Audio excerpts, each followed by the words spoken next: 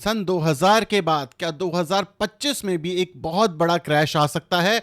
और क्यों बड़े इन्वेस्टर्स इस समय पे काफी ज्यादा कॉशियस हैं? यहां पे अमेरिका का जो बाजार है वो क्यों गिर सकता है और इससे इंडियन स्टॉक मार्केट पे क्या इंपैक्ट आएगा? और जो गोल्ड है वो क्यों एक सेफ हेवन का दर्जा ले चुका है?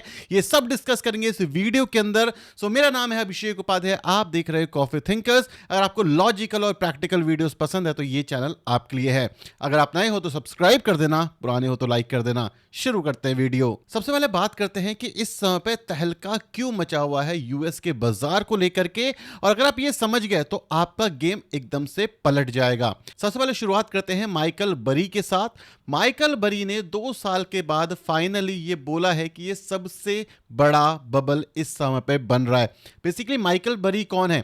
आपने बिग शॉट मूवी देखी होगी, जिन्होंने 2008 का हाउसिंग क्राइसिस प्रिडिक्ट किया था और वो सही निकला था, और उनके ऊपर मूवी बनी थी बिग शॉट। और उन्होंने बोला है कि ये काफी बड़ा बबल बनता जा रहा है। ये किस बबल की बात हो रही है? ये यूएस के एआई बबल की यहां पर बात हो रही है। लेकिन ये क्या कहने की कोशिश कर रहे हैं ये मैं आगे बताऊंगा, क्योंकि सारे के सारे मिलकर के एक ही चीज पे एम्फसाइज कर रहे हैं कि बाजार में बड़ी गिरावट आ सकती है। दूसरी चीज, रॉबर्ट कियोसाकी ने भी ट्विटर पे ट्वीट किया, जो कि इस समय पे एक्स बन चुका है। इन्होंने भी बोला कि मार्केट क्रैश, कैपिटल लेटर में इन्होंने ये चीज लिखी थी, और इसका मतलब ये होता है, काफी एम्फसाइज कर रहे हैं कि भाई बाजार के अंदर एक बड़ा क्रैश आने वाला है। ये सारे के सारे किस चीज के ऊपर फोकस कर रहे हैं ये आगे मैं बताने वाला हूं। लेकिन अगर आप एक इन्वेस्टर हो, चाहे गोल्ड में हो चाहे स्टॉक मार्केट में हो, ये देखना जरूरी है। तो सिर्फ कियोसाकी तक चीजें नहीं रुकती। यहां पे एक और मेजर दिक्कत आ रही है, वो क्या है? वो है यूएस का डेट मार्जिन हिट कर चुका है ऑल टाइम हाई। अब इसका मतलब क्या है और ये तीनों चीजें आपस में कैसे जुड़ी हुई हैं, अब आप ये समझो। अगर आप किसी भी इकोनॉमी को देखते हो या शेयर बाजार के अंदर अगर आप ये चाहते हो कि आपके पैसे बने, तो क्या क्या चीजें इंपॉर्टेंट होती है? सबसे पहली चीज, जो आपकी कंपनी है उसकी अर्निंग अच्छी होनी चाहिए। अब कंपनी की अर्निंग से बेसिकली क्या लेना देना है, एक लेमैन लैंग्वेज की भाषा में बता रहा हूं।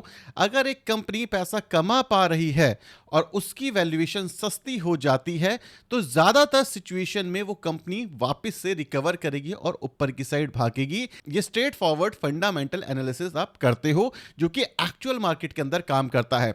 लेकिन अगर मैं रियलिटी ऑफ मार्केट की बात करूं, तो फंडामेंटल एक चीज होती है, सेंटिमेंट एक चीज होती है। कई केसेस के अंदर फंडामेंटल एग्जिस्ट नहीं करते, लेकिन सिर्फ सेंटिमेंट के बेसिस के ऊपर ही वैल्यूएशंस डबल हो जाती है। क्योंकि आपने कई बार इंडियन स्टॉक मार्केट का एग्जांपल के साथ बताऊं तो जोमैटो का देखा होगा, नायका का देखा होगा, 100 200 400 हजार के पी पे भी स्टॉक्स मिलते हैं। ऐसा क्यों होता है? क्या वहां पे फंडामेंटल है? नहीं, वहां पे फंडामेंटल नहीं है। इवन काफी सारी कंपनीज तो लॉस मेकिंग भी होती है, लेकिन वहां पे एक अजम्पशन लगाई जाती है कि ये कंपनी आगे जाकर के बड़ी होने वाली है। तो वहां पे सेंटिमेंट होता है जो कि फ्यूचर के बिजनेस के ऊपर बेट लगा रहा होता है। अब जब फ्यूचर में बिजनेस अच्छा करता है तो वो वैल्यूएशन धीरे धीरे करके नीचे आती है और बिजनेस आगे का आगे जाता है और उड़ता है। लेकिन उस समय पे इन्वेस्टर्स का पैसा नहीं बन रहा होता, क्योंकि चीजें प्राइस इन हो जाती हैं, मतलब पहले ही प्रिडिक्ट कर दिया होता है बिजनेस के बारे में। इस तरीके से एक नॉर्मल स्टॉक मार्केट काम करती है। लेकिन एग्जैक्टली इस समय पे क्या हो रहा है और ये सारे के सारे बड़े इन्वेस्टर्स क्यों परेशान हैं और कितना रिलायबल सोर्स है इनका? सबसे पहली चीज, ये डरे क्यों हुए हैं? सबसे पहले आप ये समझो, अगर आप इस समय पे यूएस मार्केट को देखोगे, 5 ट्रिलियन हो चुकी है एनवीडिया की मार्केट कैप। मतलब इंडिया की जीडीपी से ज्यादा, इंडिया की नेटवर्थ से ज्यादा इस समय पे जो एनवीडिया है यूएस की, सिर्फ एक कंपनी वो इतनी बड़ी हो चुकी है। अगर आप यूएस की 10 कंपनीज उठा लेते हो टॉप की, तो काफी सारे देशों को मिला दोगे, उसके बाद उनकी जीडीपी से भी ज्यादा हो जाती है। तो बेसिकली हुआ क्या यहां पे, जब रिजल्ट सामने आए इन सारी कंपनीज के, तो वहां पे एक चीज देखने को मिली कि ऊपर से सेल्स ग्रोथ के नंबर तो स्टैग्नेंट हो रहे हैं, नीचे प्रॉफिट ग्रोथ एक्चुअली बढ़ नहीं रहा। जब भी हम एक कंपनी को एनालाइज करते हैं तो हम ये सोचते हैं टॉप लाइन ग्रोथ मतलब सेल्स भाग रहा है तो बॉटम लाइन ग्रोथ पिकअप करेगा, क्योंकि आपने सेल्स बता दिया तो रिकरिंग कस्टमर आएंगे, मतलब जिसने एक बार खरीदा है वो दोबारा आएगा, और जो आपकी कॉस्ट है वो बढ़ेगी और आप पैसा कमाओगे। जैसे जोमैटो के केस में भी होता है, जोमैटो ने पहले मार्केट कैप्चर करी, अब जाकर के उसकी रिकरिंग इनकम की वजह से वहां पे प्रॉफिट्स आने की उम्मीद है। लेकिन अब यहां पे हुआ क्या? यहां पे हो ये रहा है कि जितना पैसा एआई को एक्चुअली प्रोसेस करके क्लाउड सर्विस को यूज करके बनाया बनाने में लगता है उतनी एक्चुअली सब्सक्रिप्शन फीस आ ही नहीं रही है। तो इससे एक प्रॉब्लम ये हो रही है कि कंपनी सेल्स तो दिखा रही है बट वो प्रॉफिट्स में कन्वर्ट नहीं हो रहा। मतलब अब ये समझो कि कंपनी के नंबर बढ़ रहे हैं लेकिन वो अभी प्रॉफिटेबल नहीं है, और वो दुनिया की one of the biggest company बन चुकी है अगर मैं एनवीडिया की बात करूं। तो यहां पे प्रॉब्लम ये है कि अब ये बबल के अंदर फॉर्म हो रहा है, इस वजह से ये सारे के सारे लोग परेशान हैं। क्यों? क्योंकि यहां पे गेम क्या हो रहा है, कल भी मैंने बताया था कि जो फेसबुक है वो एनवीडिया में पैसा डाल रहा है, उसके बाद ओपन एआई है वो अमेजोन के अंदर पैसा डाल रहा है, एनवीडिया जो है वो ओपन एआई के अंदर पैसा डाल रहा है।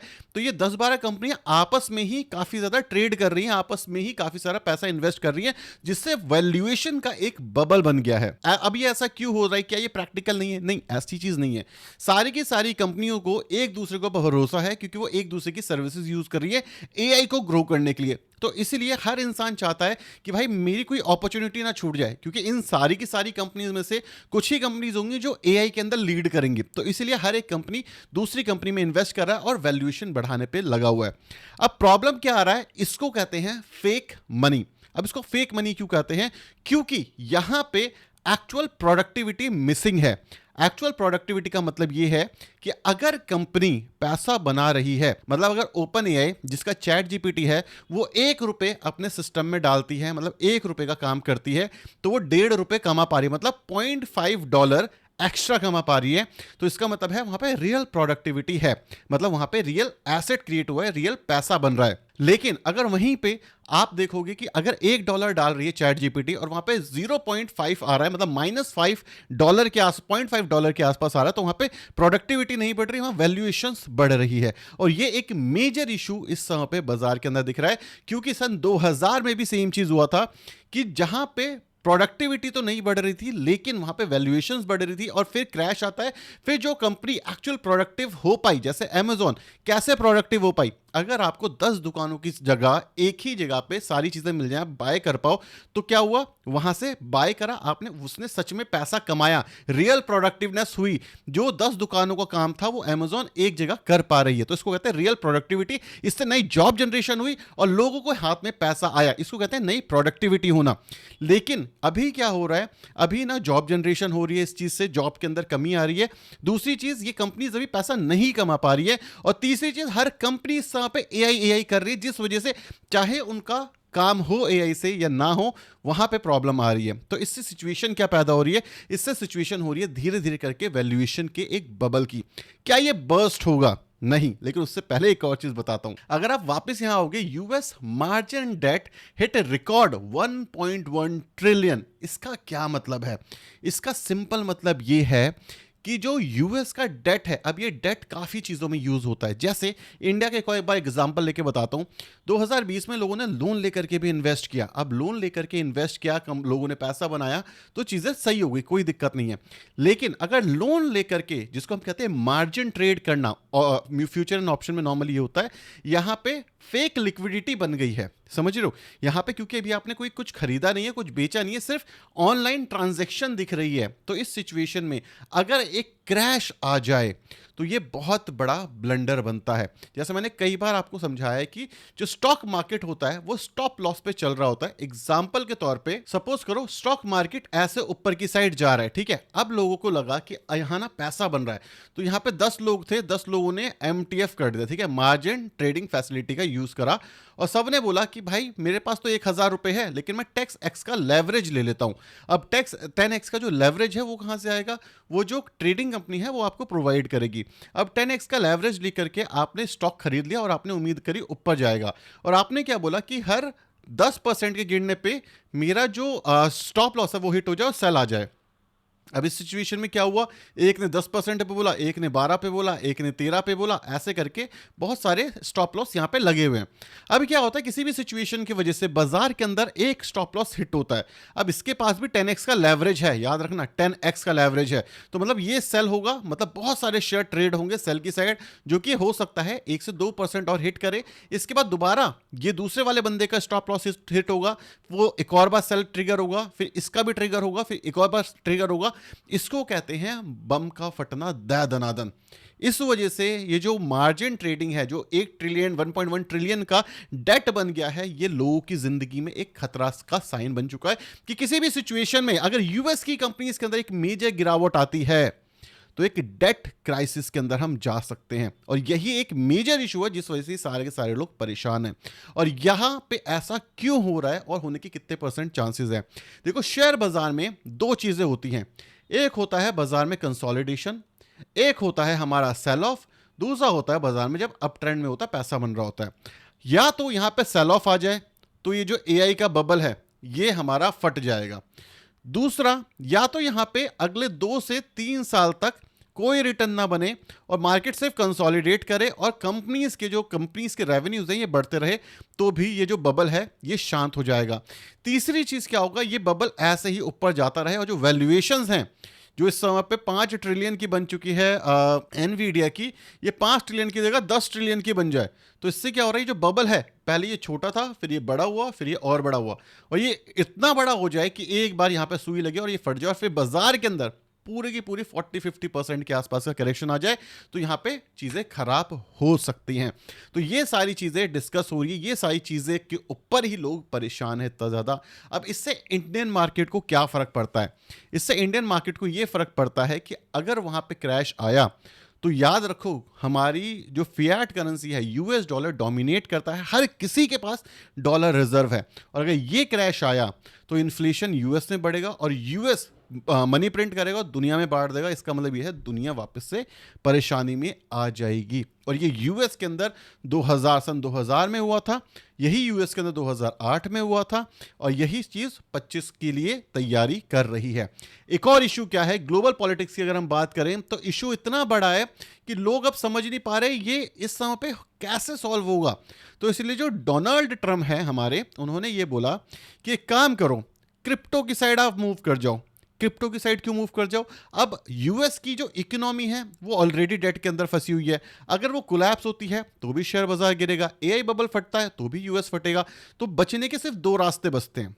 पहला, गोल्ड खरीदो, जिस वजह से जो गोल्ड है वो दबा करके ऊपर जा चुका है, अभी कंसोलिडेट कर रहा है और ये करवाया जा रहा है, याद रखना। लेकिन जिस हिसाब से सिचुएशन है, गोल्ड वापस ऊपर जाना चाहिए। जाएगा नहीं जाएगा ये सिचुएशन बताएगी, लेकिन जो सिचुएशन बन रही है गोल्ड ऊपर जाना चाहिए।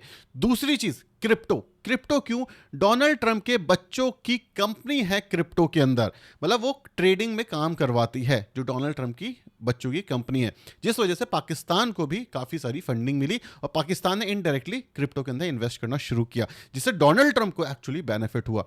तो ये याद रखना कि अगर ये सिचुएशन आती है, मतलब डेट क्राइसिस आ जाए यूएस के अंदर, बबल फट जाए यूएस के अंदर, डॉलर हमारा गिर जाए यूएस के अंदर, कुछ भी हो जाए तो दुनिया फंस जाएगी। इसलिए दुनिया के पास सिर्फ 2 ऑप्शन बचे हैं।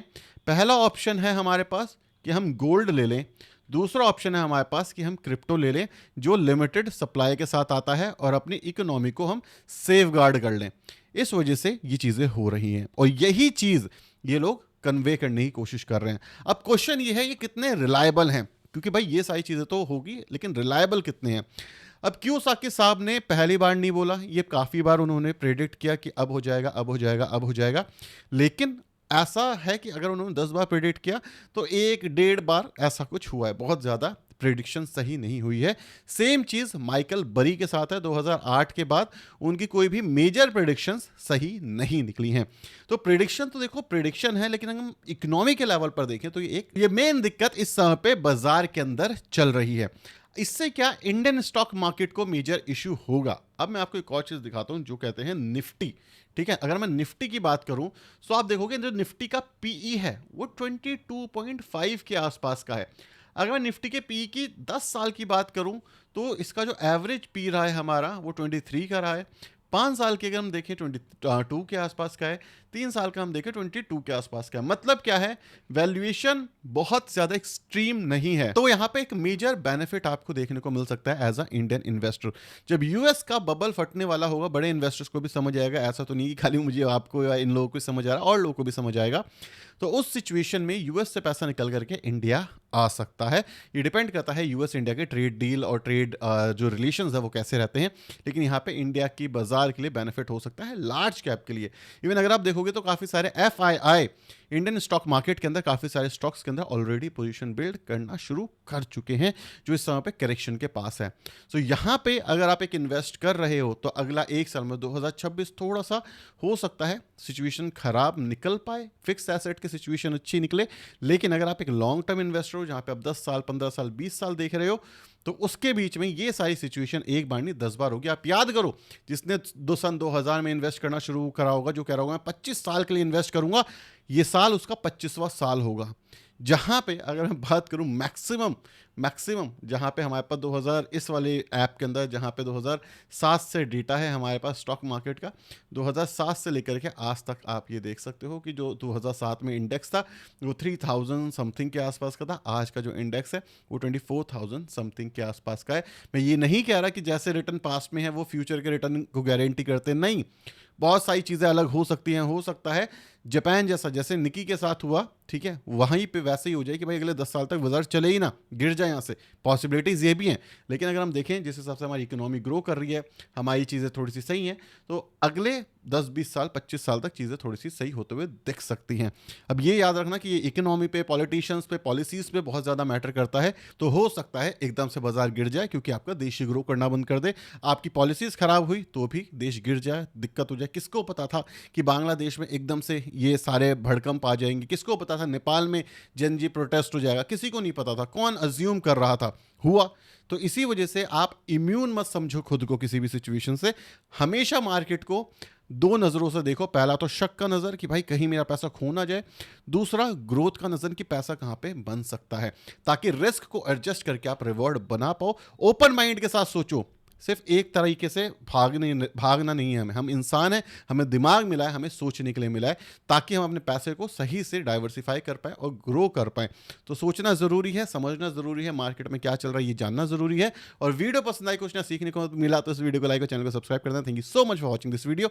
Tata bye bye, signing of.